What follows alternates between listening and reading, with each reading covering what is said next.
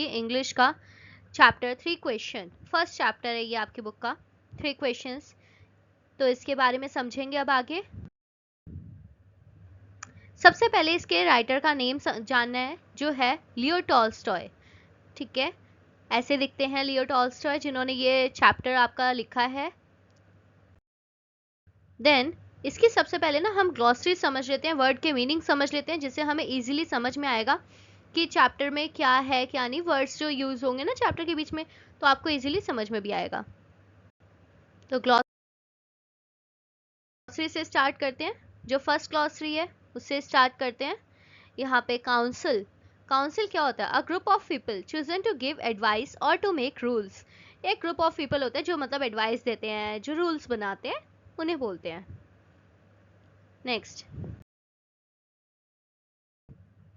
Next is counsellors, member of the council. एक group में जो जो मेंबर्स होते हैं उन्हें हम काउंसलर कहते हैं।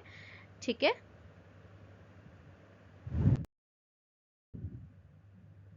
Next is hermit. Hermit, a person who lives alone and leads a simple life. hermit एक इंसान जो अकेले रहता है और बहुत सादी जिंदगी जीता है। ठीक है,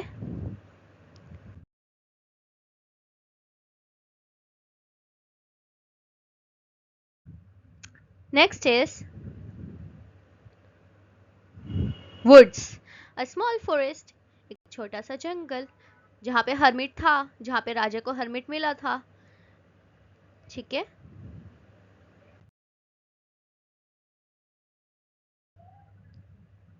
next word is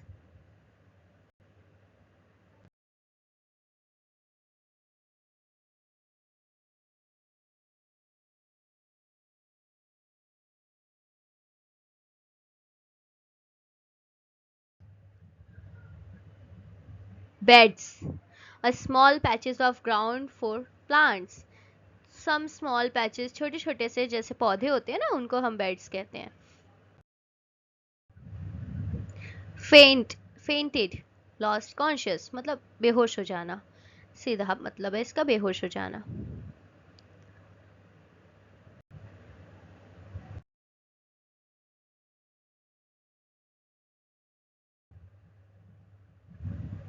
okay, next is redressed. Dress again मतलब किसी की मरम पट्टी करना।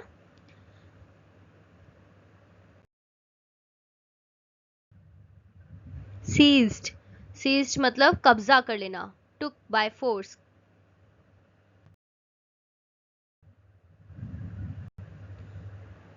फेथफुल, लॉयल, एंड ट्रूथ, मतलब कोई किसी के प्रति फेथफुल है, लॉयल है, मतलब उसके लिए ही काम कर रहा है और उसी से लॉयल है। कोई कुछ उसको रिश्वत भी देगा तो भी वो उसके अगेंस्ट नहीं जाएगा, उसे हम बोलते हैं फेथफुल।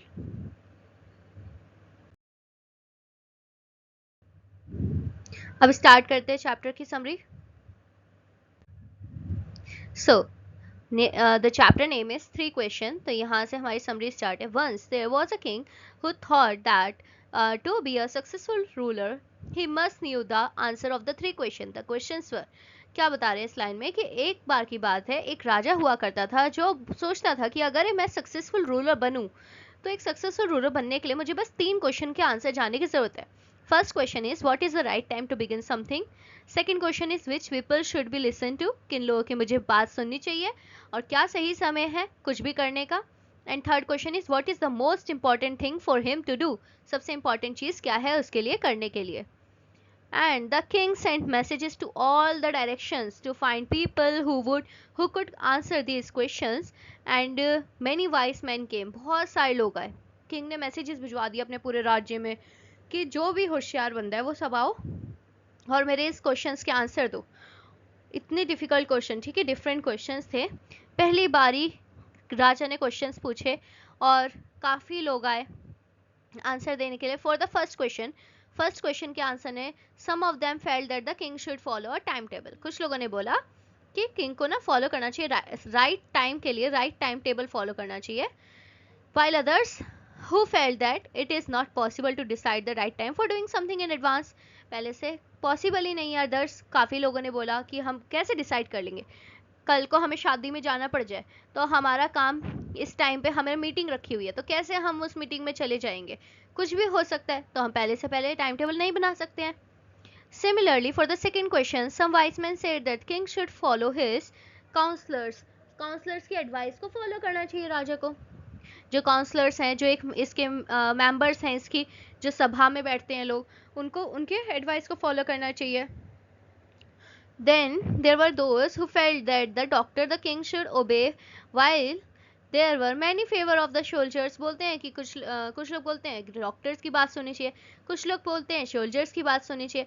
थर्ड क्वेश्चन के आंसर में एक वाइस मैन बोलता है साइंस सबसे इंपॉर्टेंट चीज करने के लिए क्या है, science should be the highest priority for the king and the other से रिलीजन। कुछ नहीं बोला कि साइंस इंपॉर्टेंट होना चाहिए राजा के लिए, कुछ नहीं बोला रिलीजन अपना धर्म इंपॉर्टेंट होना चाहिए।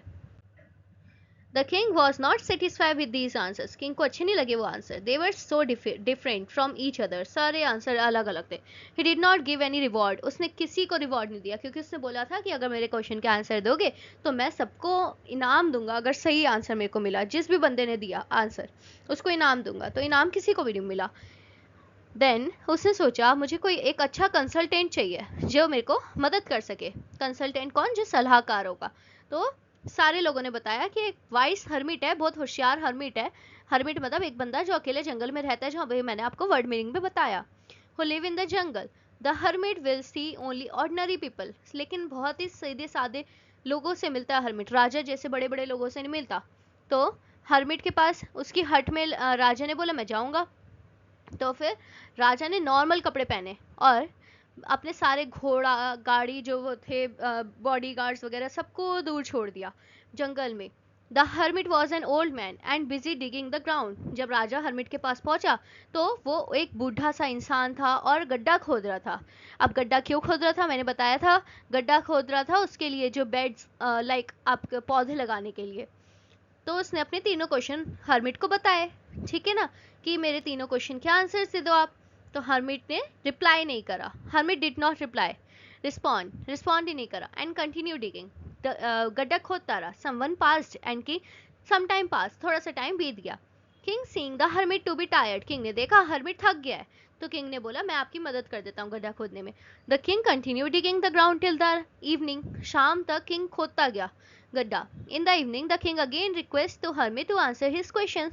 शाम को किंग ने बोला आप प्लीज मेरे आंसर्स दे दो मेरे क्वेश्चंस के, but at the moment someone came running towards the hermit हट, और उसी टाइम कोई बंदा भागते हुए हर्मिट की तरफ, हर्मिट की हट की तरफ आया। A man came running towards them with a hand on his wounded stomach. उसका जो स्टमक था उस पे ऐसे हाथ दबा के, बिल्कुल हाथ से ऐसे दबा के स्टमक को, वो भागते हुए इनकी तरफ आया। एंड क्लीन द वाउंड, फिर क्या हुआ, द किंग जो था, किंग ने देखा और वो आके ना फेंट हो गया, उनके सामने गिर गया। तो किंग ने उसका घाव साफ किया, देन उसका जो ब्लड था उसके फ्लो को रोका। फिर मैन उस इंसान को अच्छा लगा तो उसको पानी पिलाया, किंग ने पानी पिलाया। हर्मिट ने बोला किंग को कि आप मेरी हट के अंदर ले जाओ इसको। The man was lying quiet inside the house and the tired king too felt on the ground asleep. मतलब क्या हुआ, जो इंसान था उसको उन्होंने ऊपर बेड पे सुला दिया, जो घायल इंसान था, वाउंडेड पर्सन। फिर उसके बाद जो राजा था वो थक गया था पूरे दिन गड्ढा खोद खोद के, तो वो जमीन पे सो गया वहां पे ग्राउंड पे। In the morning when the king open his eyes he saw the bounded man asking for forgiveness. जब सुबह उठा राजा तो देखा उसके पैरों में पड़ा हुआ है वो बंदा, अब माफी मांगे जा रहा है कि भाई मेरे को माफ कर दो राजा, मेरे को माफ कर दो। The man told the king that he had, राजा ने बोला मैं तो तुम्हें जानता ही नहीं हूँ। तो उसने बोला मैं आपको जानता हूँ, आप मुझे नहीं जानते। मैं आपके पास आया था रिवेंज लेने के लिए, because the king had killed his brother, क्योंकि आपने मेरे भाई को मार दिया था और आपने मेरी सारी प्रॉपर्टी ले ली। And he wanted to the kill the king, ताकि मैं अपनी प्रॉपर्टी वापस ले सकूं, मैं इसलिए आपको मारना चाहता था। और मुझे पता था कि आप अकेले हर्मिट के प्लेस पे आ रहे हो, तो मैं आपके पीछे पीछे आया, ऐसा हुआ था। Then but king's bodyguard found him, लेकिन किंग के जो बॉडीगार्ड जंगल के पीछे खड़े थे वो उन्होंने उसको पकड़ लिया आदमी को और उसको उसको मार दिया, तो जिसकी वजह से वो घायल हो गया और भागते भागते राजा के पास आ गया उधर हर्मिट की हट पे मदद मांगने। And he regret his thought of killing the king, और फिर वो उसने बड़ा पछताया कि मैं तो राजा को मारने आया था, राजा ने मुझे बचाया, है ना। और राजा ने बोला फिर कोई बात नहीं, मैं तुम्हारे साथ गलत किया तो तुम मेरे फेथफुल सर्वेंट बन जाओ, मैं तुम्हारा सारा प्रॉपर्टी वापस कर दूंगा, I will return all his property, ठीक है ना, और तुम मेरे दुश्मन भी नहीं रहोगे। उन्होंने उसे माफ कर दिया राजा ने। When the bounded man arrive the most important time was when he was caring for him. तो अब राजा ने ना जाते हुए उससे पूछा हरमिट से फिर से कि आप मेरे 3 क्वेश्चन के आंसर दे दो। तो फिर हरमिट ने बोला सही, सबसे पहला क्वेश्चन था टाइम, सही टाइम क्या है। तो उसने बोला देखो, जिस टाइम पे वाउंडेड मैन जो घायल इंसान था आपके पास आया वो टाइम सबसे इंपॉर्टेंट था कि आपने उसकी केयर करी, उसका घाव साफ किया, है ना। देन उसके बाद आपने उसके घाव पे पूरा मरहम पट्टी किया, नर्सिंग करा, वो सबसे इंपॉर्टेंट बिजनेस था आपका, सबसे इंपॉर्टेंट काम था। फिर हर्मिट ने कहा कि most important time is now, अब है सबसे इंपॉर्टेंट टाइम, आपको जो भी काम करना है अभी करो, कल कल मत करो कि कल करेंगे। द मोस्ट इंपॉर्टेंट पर्सन जो आपके साथ है उस समय पे, ठीक है, वो है। And the most important job is to do others, दूसरों के लिए करना, because we have been sent in to this world for this noble cause, हमें इस दुनिया में भेजा गया अच्छे काम करने के लिए।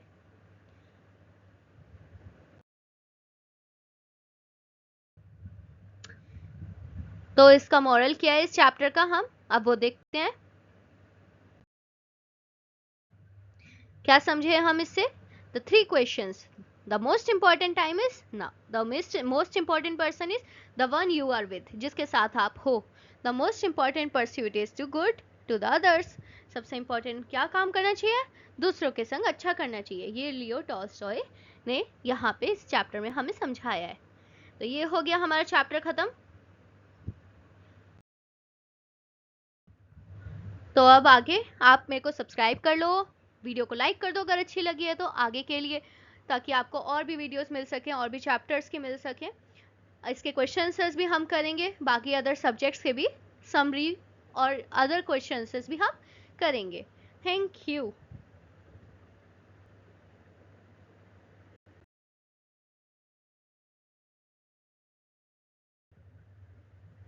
Bye bye.